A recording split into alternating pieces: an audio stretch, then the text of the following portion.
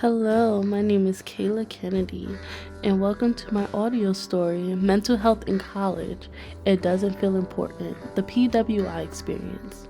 So today I will be discussing the mental health of college students and how it's negatively impacting them, especially at a predominantly white institution. Now, my subjects of study are mostly based on students of color, so Latino, African American students, and I will also be reviewing some academic articles that discuss the mental health of college students, specifically African American students. So I just want to get started with a few of my personal sources. I have interviewed two friends who do go through a lot of mental health issues, and I wanted to get their perspective on how mental health is being treated in college and how they view it as if it's being helpful towards them or more detrimental than they think. My two subjects are Sharina Ben Cosme and Nick Salcido. They are both Latino students here at Monmouth University, and I just asked them three questions. One, how have you struggled with mental health? Two, do you feel your professors have ever taken your mental health into consideration? And ask them to give examples. And three, how can Monmouth do a better job of promoting mental health awareness and supporting students who suffer with a mental health condition? Sharina is a senior here at Monmouth and she is an English major. She answered my first question by telling me that she was diagnosed with depression and anxiety in high school when she tried to commit suicide her freshman year. And ever since then, she has struggled to maintain a healthy mental state that centers around stability and tranquility. And then in October of 2021, she was diagnosed with PTSD and bipolar disorder. And this took a toll on her very much because she was already dealing with other mental health conditions and she just felt that they were piling on. But Sharina has also stated that her professors have worked with her during those episodes when she was diagnosed with bipolar disorder, and she also works with CPS, which is Psychological and Counseling Services here at Monmouth University, who has helped her send letters to notify her professors.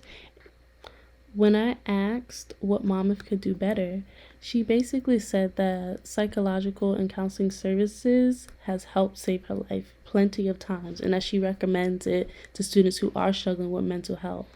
She says, though, however, there is always room for improvement. Monmouth hosts a lot of workshops and events, but I suggest that there be mental health focused ones. I also suggest that mental health be a more open topic in the classroom, so students like me are not silenced by the stigma of mental illness when presented with it and struggling academically. Nick Salcido is a junior here at Monmouth University, and he's a social work major. A lot of his questions were similar to Sharina's, of course, because he also struggles with mental health. But the second question I asked him, do his professors take his mental health into consideration? He basically said that not many professors do, and that the one professor that did take his mental health into consideration, she basically said that that was what came first and that he should be able to turn in his assignments when he can and when he's in the right headspace to. And for the third question on what Monmouth could do better, Nick basically said that he feels Monmouth doesn't promote mental health awareness as enough as another school. He says, he quotes, "I feel like students should be able to understand mental health and not have professors stack more assignments on top of everything. No one in the Monmouth community, such as staff or other people, do not ask how I'm doing. I feel like we should make it such a bigger movement to check up on us because at the end of the day, our mental health matters more than an assignment. Monmouth should host programs showing ways to cope and ways to help kids out that are struggling." I would like to thank my friends Sharina and Nick for allowing me to interview them because I know mental health is a very sensitive topic for people, and I agree with them. I feel like it isn't talked about a lot, or if it is, it's very temporary and it doesn't really have an impact on us. College students are struggling. We are in a pandemic and we are stressed out and we're scared almost. We need support. We can't just do it on our own. And I want to give my personal experience because I struggle with mental health issues as well. I get very stressed out and overwhelmed, and my anxiety is through the roof, especially this semester. And there's so many things in my mind, but as a college student, I feel like I have to focus on school first because that's the way I'm going to get my degree, by passing my classes. But with so many assignments, it's overwhelming, and it makes me feel like I'm not doing as well as I should be.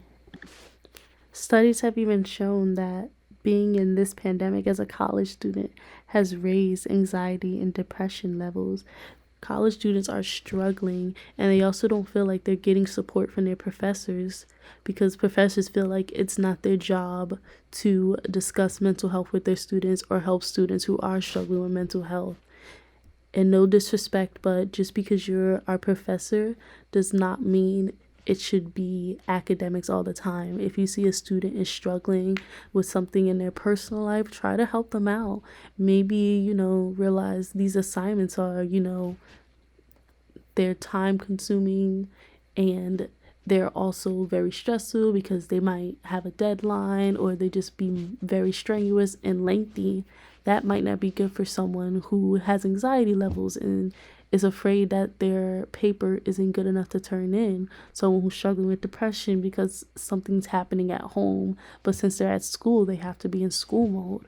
So I just want to say, not just to professors, but to colleges as a whole, you exist because of your students. So if your students aren't doing well, that school isn't doing well.